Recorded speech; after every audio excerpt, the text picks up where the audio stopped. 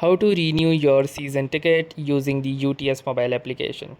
So hey guys, if you have a MST or a QST or a season ticket that you want to renew using the UTS mobile application, then let me show you the procedure of doing so. So in order to start, you need to download the UTS mobile application on your Android or iOS devices, and then you will need to open your UTS mobile application. And once you will open the UTS mobile application, you will be greeted with an interface like this.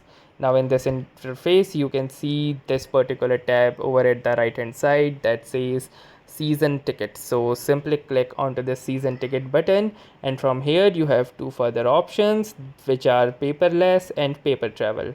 So you can choose any of the following options, and let's say I will choose the paperless option, and then you will need to click onto this renew ticket button. And now from here you will need to select or enter the UTS number, which is the current number of your season ticket. And once you will enter your correct season number, you need to click onto the submit button, log into your profile if you have not already logged in, and also make the required payment for the reissuance.